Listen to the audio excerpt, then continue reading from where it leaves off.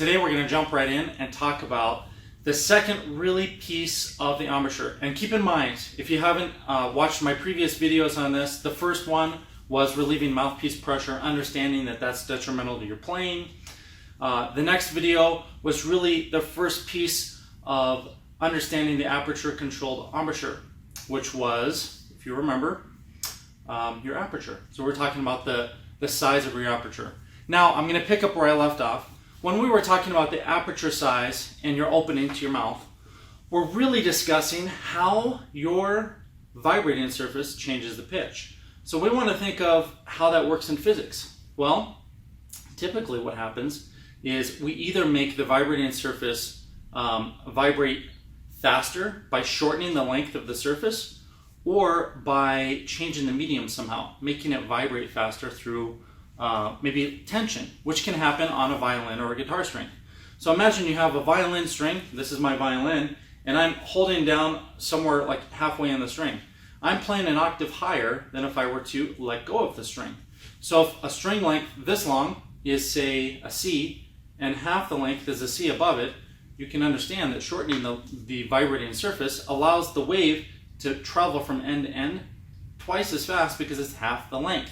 And the same kind of thing happens with reed and brass instruments. On reed instruments, it can happen in the reed. The more you bite down on the reed, the shorter it gets. On brass instruments, your lips are your reeds. So basically, one of your lips is vibrating for each range of the trumpet. And if we're playing properly, when that lip is vibrating, you should be able to shorten the vibrating length and get a higher pitch. Now that sounds all cool and fun, and yeah, that's super easy to explain.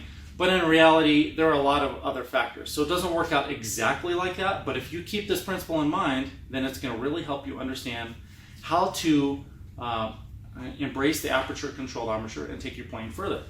So the reason I'm talking so fast is, one, because I'm really excited, and two, because there's a lot to cover in this video. So today we're going to be talking about air velocity, and I'm going to just wrap it up as air speed. With that said, you know, if you're a scientist, if you're someone who really studies physics, or if you're just super anal about this stuff, yes, there are different words we could use, and I should probably keep velocity.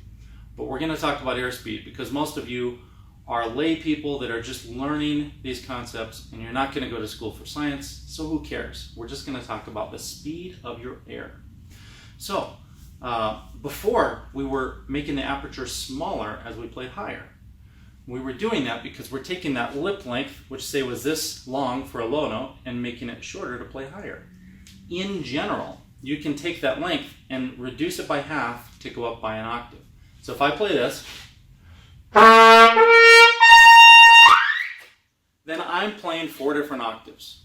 When I do that, I'm reducing the length by half. So if I started here, then I'd be half, and then half, and then half. Or in other words, a half, let's see, the whole, half, a quarter, and an eighth. So when I'm playing a double high C, that'll be an eighth as long as if I played my regular low C. I hope that makes sense, but now let's think about the air speed. The air speed, even though again it's not going to work out in an equation exactly like this, you want to think of it as doubling in speed as you play up by octaves. So when I'm playing from that low C to the C in the staff, I should be moving my air twice as fast. So if you can imagine, you give this first note a value of speed 1, then I need to make the C above that speed 2, or twice as fast.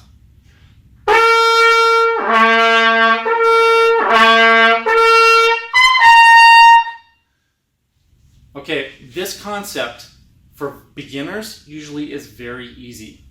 For people who have played for a long time, it can be quite the struggle because you may have never heard it, or it just may not seem like it makes sense. In reality, when I build a physical apparatus to produce higher pitches on the trumpet, to test a trumpet, we do focus on those exact same theories. So we are trying to increase the speed by double, and we're trying to close the aperture and make it half the size per octave. The reason we do that is because they work together. When you take this big hole and you make it a smaller hole, it speeds the air up to double, and that's how it works. There are other pieces, and you'll see those in other videos, so I encourage you to watch the other videos to practice this, you may just literally, without the trumpet, just blow some air and consciously think, how fast is that air? What note is that?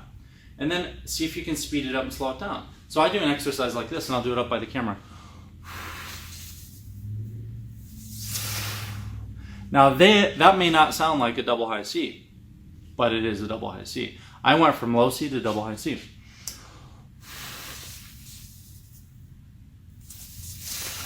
What I should say is, I went from low C to double high C and back down to low C. This is easier understood when you do smaller octave leaps at first. So I'm just going to do low C to C in the staff. I went from low C to C in the staff and back down. It doesn't look like or even sound like anything's happening, but it is. Now, can you play up to C in the staff without doubling the airspeed? Probably not. You may think you can, but physics-wise, that doubled airspeed has to really be present. So you may not think you're doing it the way that I'm teaching you, and you may not be, but you want to learn how to consciously change that. And that comes back down to aperture control, the first video, the one before this, where we're changing that size of your opening. If you can master that concept, everything else after this is going to be really easy. And you won't have to think about the words mouthpiece pressure. You won't have indents in your lips where your teeth meet the mouthpiece. And you won't have that serious issue with either tone quality.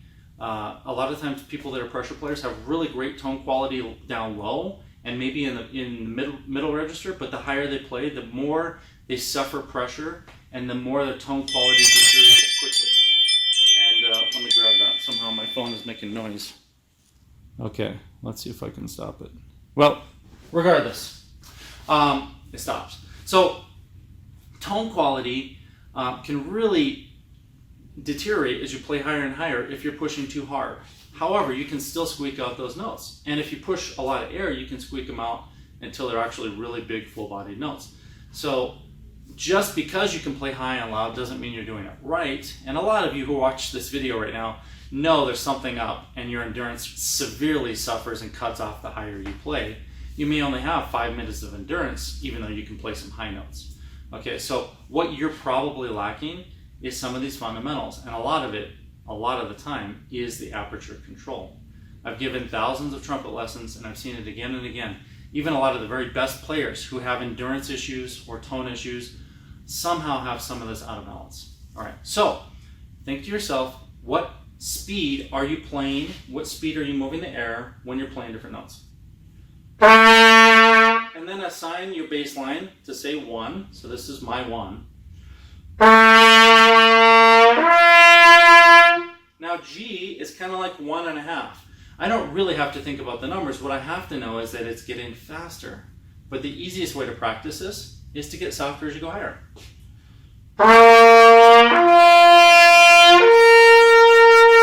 So now I'm at double the airspeed.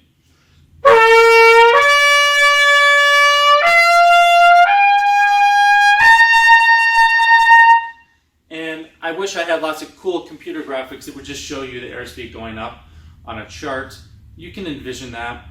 I'm not super high tech here with videos, but hopefully you get the concept. If you have questions about this concept or the previous one where we were changing the aperture size, then type your comments below or send me an email at harrelsonTrumpets@gmail.com. I also want to point out that this horn, which I used in this video, is a very fine horn that I built, let's see if it says what year, in 2014.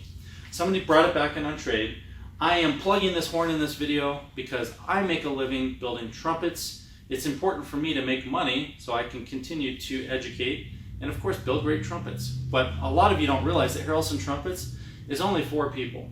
And the 4 of us work really hard to bring you really high quality solutions to your brass playing, whether it's a modular mouthpiece option or mod kits or the trumpets. So I'm going to bring out this trumpet and just show you quickly.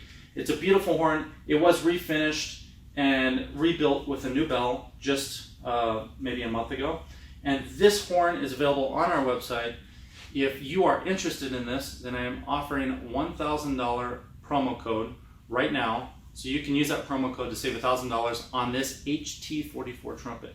And I promise you, it's not going to let you down. It's a beautiful horn. Remember, whenever you buy a horn from us, you can trade into another horn anytime down the road and get the full value of your purchase. In other words, if you buy this for whatever price, in 5 years you can still trade that in and get that credit and upgrade to a new horn, as long as it's in the original condition. So that's something we've offered our Harrelson family members all along. So I want to thank you again. I want to encourage you to really step back and think about what is holding you back in trumpet playing. And I don't mean equipment, even though equipment is really cool. We're talking about the understanding of how your embouchure works. And think about what aperture controlled embouchure means. Think about how that aperture can change in size, how you need to leave enough space for your lips to move, and how airspeed plays an integral role into the entire equation. I want to thank you, and I'll see you next time.